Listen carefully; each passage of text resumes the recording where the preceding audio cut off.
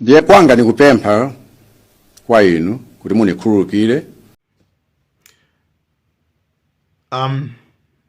Tisana pita patali. Tisana ambe kupeleka ma-update athu. Pali update inake, pali breaking news. Mukuzoza kuti anthu aku State House kulilongwe. Mukuzoza kuti malipoti akwanisa kuti anthu ambiri ku State House anavotera DPP. Anavotera DPP. Like, you guys like, yo. Yeah, guys, welcome back to the YouTube channel Malawi Cameras. Basi ndithu tipatsani update mwa mango tuone kuti kodi zinthu zikuyenda bwanji. Anyway, pakati pano ndithu mavote amene adatsalaja 1 million chakuti aja ndithu iyayi apunguka ndithu amene wahafu panopa ndi kuti mavote aja atsalano 596,297. So nzo kuno ndi ayi almost half million ndithu yapita amene ndithu mavote otsala amene ma president amalimbirana. Hey, so far panopa ndi kuti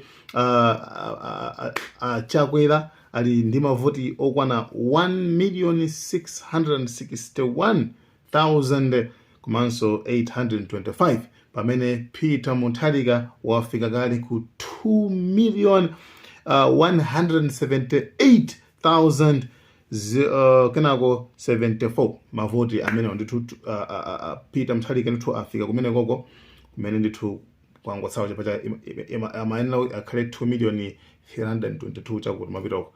Nde abantu iwo afika 2,178,000. Ndi pakati pano mavoti amene atsala tsopano kuti Peter Mutharika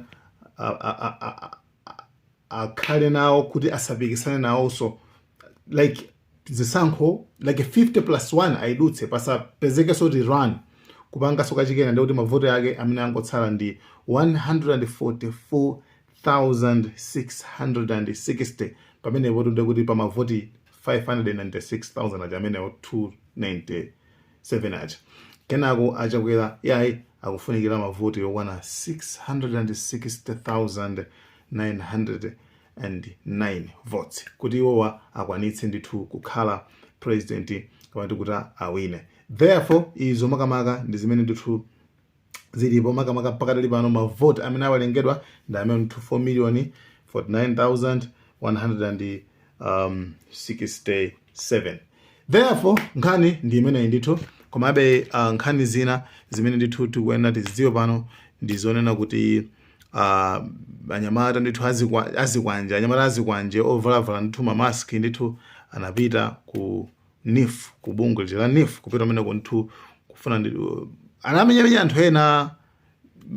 News imene makayipeza pa National Publications News imene anapita anavalavala mamaski kupita kukamenya anthu ena mtawuni, then kenako ndikukafika mpaka kubungwe la NIF kulilongwe kuti akuti amafuna aone mene atapeza aje na ma security guards anawuza kuti muno musitengatsegule chifukwa kuti anu ake kulibe, then apolisi anabwera nde tigultumeni tazifambati imene ndithu sitikufuna kugonja at the last minute pa nthawi ya mapetopeto.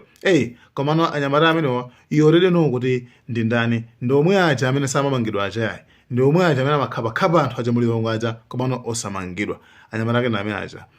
Then anapita ku NIF amafuna kuti akaotcha NIF anangotsika mu office ndi kumapita.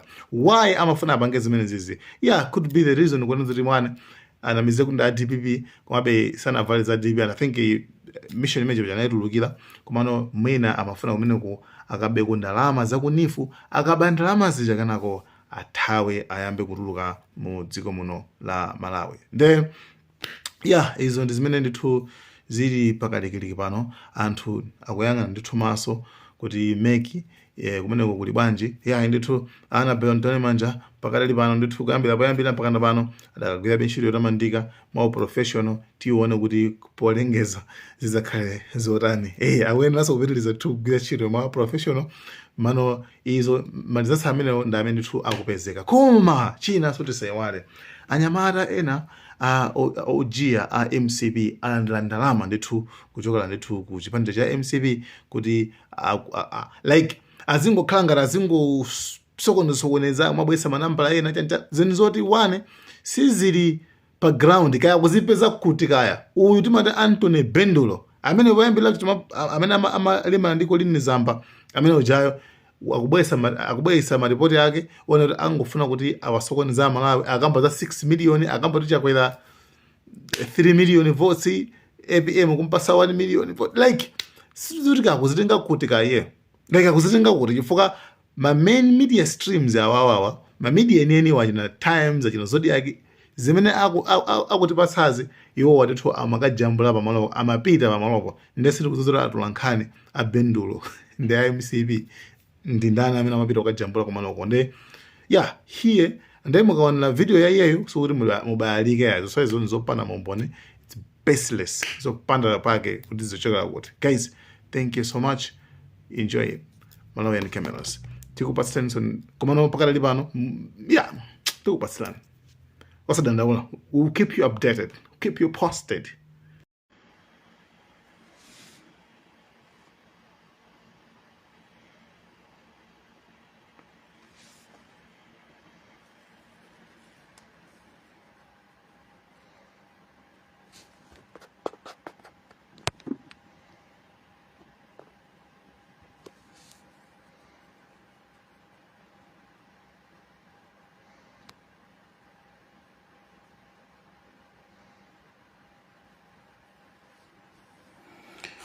Hello Malawi, as you know, I think in town they are busy malingana ndi my elections, but my phone had been busy in terms of phone calls from so many people trying to call to find out kudi zikutani.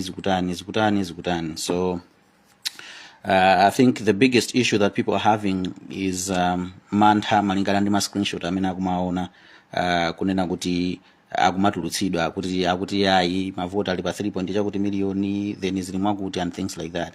Choyambirira chimene mafuna tinene pano ndichonena kuti ndi Malawi Electoral Commission yokha imene imalengeza official result, and any other institution they can be able to have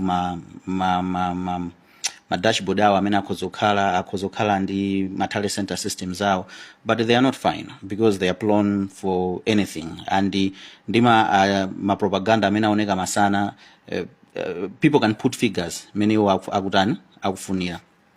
So isindikuoneka kukhumudwa ndatopa, I'm working. So I want to show you something right now. You see this is a dashboard. This dashboard, I've just created it. This dashboard, if you see it, you would see that dashboard imene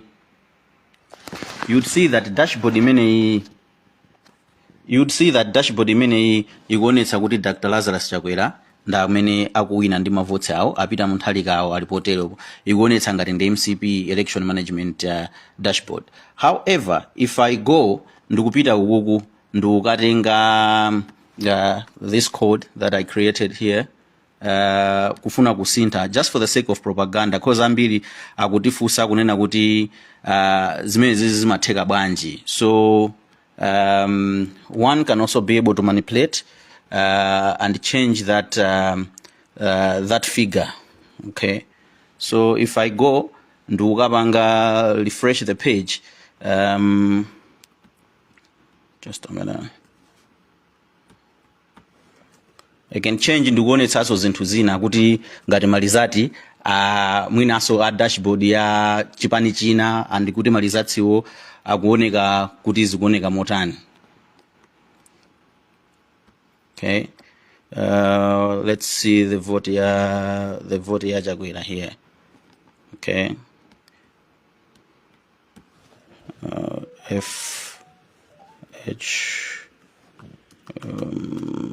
that should become 1,500 and something like that, and I repress that and I save.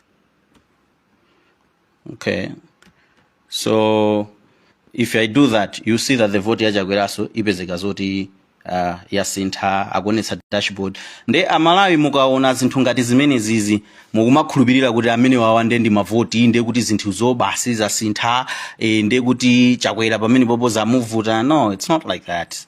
Zinthu ngati zimene zizi sikuti zimayenda choncho. Tanena kuti chimene chikuyenera kuchitika tiye tidikire kuti tione kuti ma results amega kunena kuti chani, because zambiri zimene mwaona masana it's going to be differently from what is in the MEC system. And then afe zimene tikumayika zomakhala zinthu zoti taleshiti yachoka kwa monitor yabwera mapanga compare ndikupanga enter into the system. So I just wanted to give this I just want those figures, they are not real. Those figures maona ena kukhulupirira kuti apapa pali 6.9 million voti ndiye kuti voti yateno akatero ndoti anyamuka azipita makauza ena Bendula mapanga live system yake munali 6.9 million. So I'm just trying to tell you, to show you how people can manipulate the mindset of anthu. If anthu ena, I know a couple of anthu ena kuti ena anagwa anapanga zinthu zambiri zosiyana. So this is what I wanted to show you, that that's what is happening on the ground. That's why maona masana mafiga makuonetsani wina wa wina kena kaoneka kuti munthu yemweyo sana wine pena akuonetsani zoti mafiga akuti percentage voter percentage. There's a lot of things that you're seeing from that screen dashboard imene ndizola kwika. So thank you so much for taking your time, because as we said kunena kuti ino ndi nthawi ya busy. Palibe amene angamanene kuti MCP yaluza. It's only Malawi Electoral Commission, because atanena ndi Anthony Bendulo kuti maluza kapena mawina nzopanda phindu. Atanena kandi Kondwani Bello Muntali kuti DPP yawina nzopanda phindu. Atanena kandi ndani amene anganene nzopanda phindu. According to malamulo, it's only Malawi Electoral Commission that is going to do that. So keep calm. Define afe malizati otao na menalili. Keep calm. Ikakhala meki ndiye kuti ndimawa obviously izimakhala ndi maphuma kuti every 30 minutes zili bwanji tiyankhuleni tipatseni ma update. Sikuti munthu akakhala asakupatsana update ndiye kuti zasokonekera ayi.